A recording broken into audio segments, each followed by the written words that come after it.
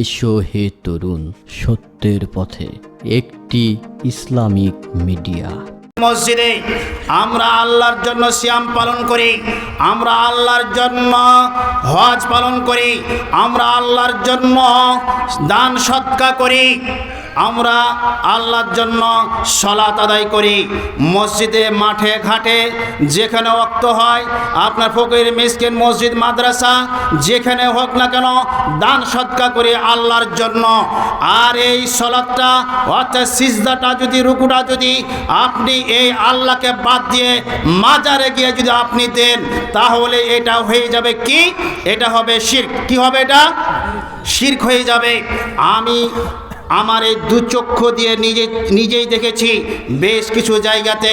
আমাদের চাঁপাইনবাবগঞ্জের সোলা মসজিদ এলাকা তহাখানা নাম শুনেছেন? সেই তহাখানাতে ভাদ্র মাসের শেষ শুক্রবারে আপনার সেখানে হয় আপনার কি বলতেছে গুদরি সুখার মেলা। কি মেলা বললাম? গুদরি সুখার মেলা ওখানে হয়। আমি গেছি বিকালে, যাওয়ার পরে ওই এলাকায় ছিলাম আমি, ওই বিকালে গেছি। বিকালে যাওয়ার পরে ওখানে আমার সাথে বেশ কয়েকজন গেছে। যাওয়ার পরে আমি দেখতেছি যে ওই মাজারটা রয়েছে, কবরটা রয়েছে, কবরের এক পার্শ্বে একজন ব্যক্তি সিজদায় পড়ে আছে। বলেন নাউজুবিল্লাহ। চাচ্ছে আর একদিকে সব পাড়া রয়েছে, সেইখানে মহিলা রয়েছে, মহিলারা সিজদা পড়ে আছে, চাচ্ছে। আর একদিকে রয়েছে একটি উঁচু জায়গা রয়েছে, ওই উঁচু জায়গাতে আপনার একজন ব্যক্তি এভাবে ধুলা নিচ্ছে, ময়লা মাটি নিচ্ছে, আর একজন ছোট্ট একটি বাচ্চার কি বলতে পেটে মাখাচ্ছে। পেটে অসুখ হয়েছে, ওখানে নাকি আপনার ওই যে ওই কি বলতেছে নামাজ পড়েছে, ওই যে যেখানে শুয়ে আছে যে ব্যক্তি মাজারে, ওই ব্যক্তি নাকি ওখানে নামাজ পড়েছে, সালাত আদায় করেছে, ওখানকার ধুলা মাটি নিলে নাকি পেটের অসুখ ভালো হয়ে যাবে। বলেন নাউজুবিল্লাহ। দেখলাম এগুলো, বলতেছে হুজুর, আমাকে বলতেছে হুজুর আজম ভাই শোনেন, এই যে দেখতেছেন যত রাত গভীর হবে তত শিরকের এখানে আড্ডাখানা হবে, বিভিন্ন রকম চতুর্দিকে এসে সিজদায় পড়ে যাবে এই জায়গাতে। তাহলে এখানে হলো শিরক, এখানে হলো শিরক। মাজারে গিয়ে শিরক করলেন, এটা হলো কি আপনার শিরক ফিল ইবাদাত, ইবাদতের মধ্যে শিরক। আল্লাহকে বাদ দিয়ে অন্য জায়গাতে আপনি কি করলেন? শিরক করলেন, সিজদা করলেন, এটা হলো শিরক। আল্লাহকে বাদ দিয়ে মাজারে গিয়ে আপনি কি করতেছেন? আপনি দান সদকা করতেছেন। ওই সোনা মসজিদে আপনার তহাখানার পাশেই যে আপনার তহাখানাতে আপনার একটি বড় বৃহৎ পুকুর রয়েছে। আপনার বৈশাখ মাসের প্রত্যেক বৃহস্পতিবার দেখবেন, যারা গেছেন বা যারা দেখেছেন, আমি নিজ চোখে দেখেছি, সেইখানে পান, দুধ, চিনি, কলা, মুরগা, কবুতর বিভিন্ন রকম নিয়ে যায়। আর যাদের অসুখ হয়েছে তারাকে ডুব দেওয়ায় পানিতে, আর তার উপরে আপনার দুধ, চিনি ঢালে, পানও ঢালে। বলেন নাউজুবিল্লাহ। এই কাজগুলো করে।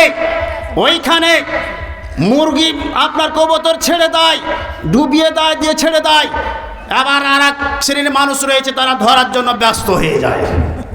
ওখানে আবার বিভিন্ন রকমের আপনার খাবার তৈরি হয়, কেউ খাসি নিয়ে যায়, মুরগা নিয়ে যায়, আপনার কেউ আবার চিনি, দুধ নিয়ে যায়, বিভিন্ন রকমের খাবার তৈরি করে কিন্তু তারা কিন্তু এখানে খাওয়ায়। এই হলো শিরক, এই হলো শিরক। এই শিরক ফিল ইবাদাত, ইবাদতের মধ্যে আছে শিরক। আল্লাহ পাক রব্বুল আলামিন বলতেছেন ওয়ালা ইশরিক বিইবাদাতি রাব্বিহি আহাদা। তো সুতরাং কেউ আমার ইবাদতের মধ্যে শিরক করবে না। আর একটি জায়গাতে আল্লাহ পাক রব্বুল আলামিন বলতেছেন ওয়ালা ইশরিক ফি হুকমিহি আহাদা, আমার হুকুমের সাথে, আমার ফয়সালার সাথে শিরক করবে না। আমার ফয়সালার সাথে, আমার হুকুমের সাথে খবরদার তোমরা কি করবে না? শিরক করবে না।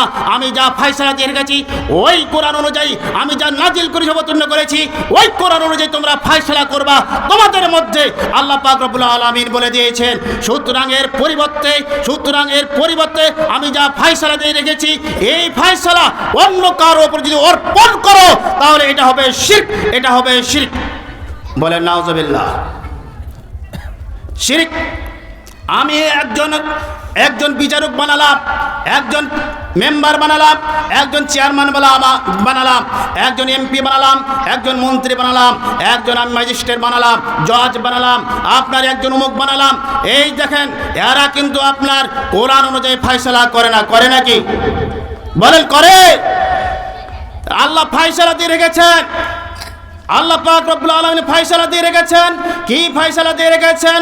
ফাহকুম বাইনাহুম বিমা আনজালাল্লাহ, তোমরা ফয়সালা করো, তোমরা তাদের মধ্যে ফয়সালা করো যা আমি নাজিল করেছি, তা দিয়ে ওয়ালা তাত্তাবিহুম, নিজের খেয়াল খুশি মতো তোমরা ইত্তেবা করো না, অনুসরণ অনুকরণ করবে না। আনহকুম বাইনাহুম বিমা আনজালাল্লাহ, আল্লাহ পাক রব্বুল আলামিন বলতেছেন তোমরা ফয়সালা করো আল্লাহর বিধান অনুযায়ী, তোমরা ফয়সালা করো আমি যা নাজিল করেছি। আল্লাহ পাক রব্বুল আলামিন বলতে ওয়ালা তাত্তাবিহুম, সুতরাং তোমরা নিজের খেয়াল খুশি মতো ফয়সালা করো না। আল্লাহ রাব্বুল আলামিন বলতেছেন তাহলে আমরা এই ফয়সালা অন্যের উপর অর্পণ করে দিই, এটা হচ্ছে শিরক ফিল হুকমাত। আল্লাহ পাক রব্বুল আলামিন বলতেছেন ওয়ালা ইউশরিক ফি হুকমি হাদা, এই শিরকের মধ্যে আমরা কোটি কোটি মানুষ জড়িত আছি। কি বলেন?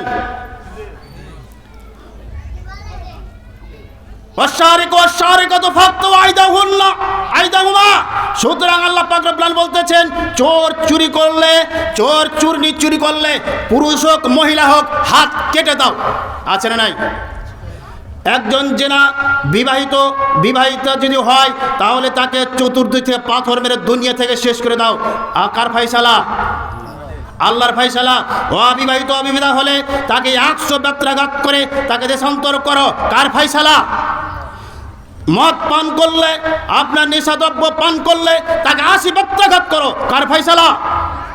আল্লাহর ফয়সালা। একজন ব্যক্তিকে হত্যা করলে এখানে রয়েছে 3টি অপশন রয়েছে, হয় যাকে হত্যা করা হবে ওই যে মৃত্যু ব্যক্তির ওয়ারিশরা যদি দিয়াত চায়, জরিমানা চায়, তাকে দিয়াত দিতে হবে।